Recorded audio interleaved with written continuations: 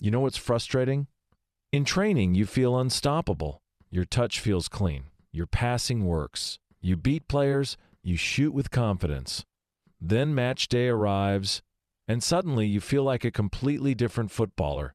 Your first touch disappears. Simple passes feel difficult. You hesitate. You panic. And the worst part?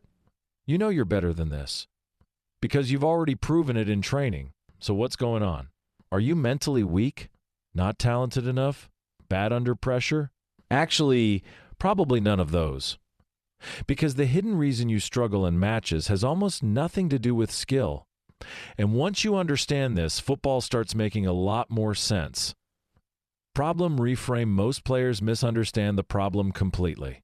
They think, I just need to train harder. Or worse, I guess I'm just not a match player. But here's the truth nobody talks about. Training football and playing football are often two completely different sports. Seriously. Think about your average training session. You know the environment. You know your teammates. You know the drills. You know the coach. You feel safe. Mistakes don't feel expensive. Lose the ball? No problem. Miss a pass? Reset. But matches? Different story. Crowd. Pressure. Parents watching. Teammates expecting things. Coach judging every decision. Fear of embarrassment. Fear of making mistakes. Fear of losing your place. The emotional environment changes. And when emotions change, your football changes too. This is the mistake most players make. They think they have a skill problem, but usually they have a pressure problem. And pressure changes everything. The hidden cause: here's the hidden reason.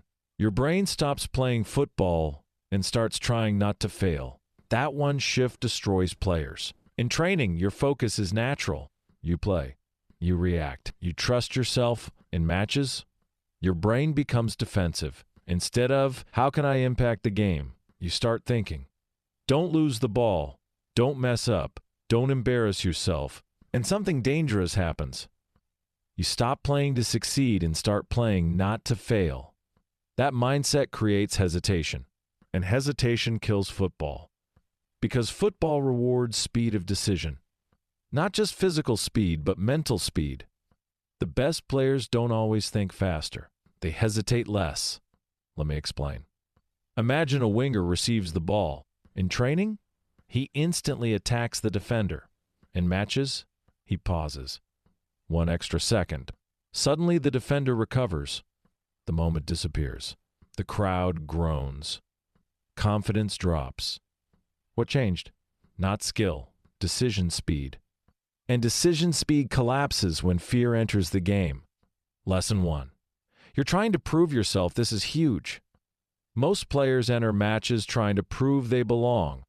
That mindset secretly destroys performance. Because when you're trying to prove yourself, every mistake feels personal. Miss one pass? Panic. Lose one duel? Confidence drops. Bad touch? You start spiraling. Elite players think differently. They're not trying to prove themselves. They're trying to express themselves. Massive difference. One mindset creates fear. The other creates freedom. Before matches, stop asking, what if I play badly? Instead ask, how can I influence this game?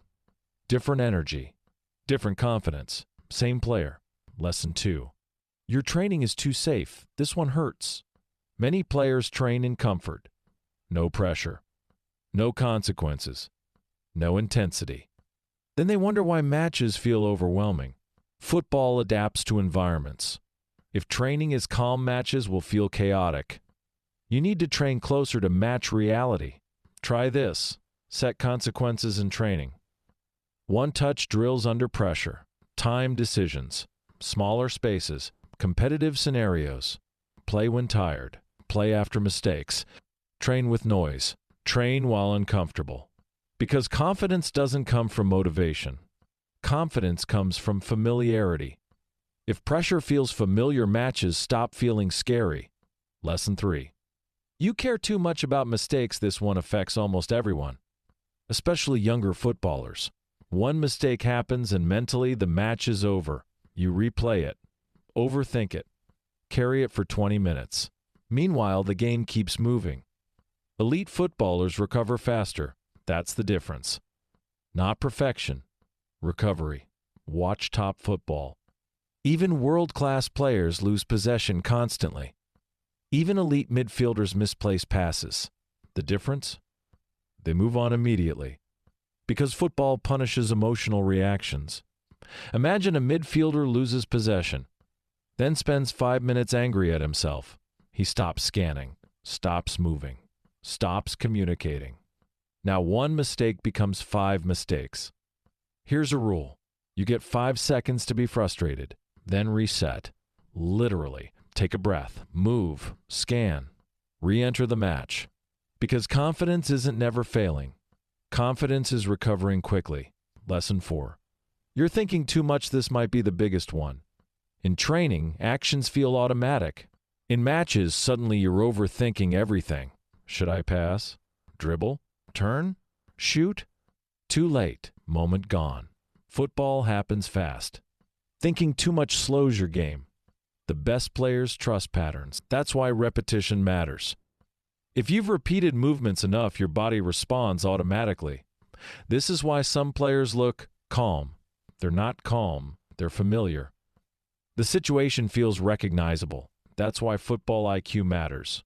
Watch games. Study positioning. Notice patterns. Understand triggers. The more situations your brain recognizes, the less panic you feel. Practical application. So how do you actually fix this? Here's a simple match performance system. Step 1. Stop judging yourself during games. You are not a football commentator. Your job isn't evaluating yourself. Your job is playing. No self-criticism mid-game. Play first. Reflect later. Step 2. Create a first 5 minutes mission. Early nerves are normal, so don't chase brilliance immediately. Instead, win one duel. Complete 3 simple passes. Communicate loudly. Sprint hard. Build momentum. Confidence grows through action, not positive thinking. Step 3. Focus on one job. Bad performances happen when your brain gets overloaded. Instead of trying to be perfect, pick one mission. Example: winger right arrow attack aggressively. Midfielder scan constantly. Defender to win first contact. Simple focus creates calm. Step 4. Practice match stress before training drills. Run sprints. Raise heart rate. Then play.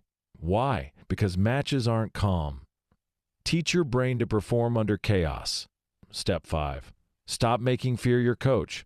This one changes everything. Fear says, play safe. Growth says, play brave. That doesn't mean reckless. It means trusting your game. Because scared football is forgettable football.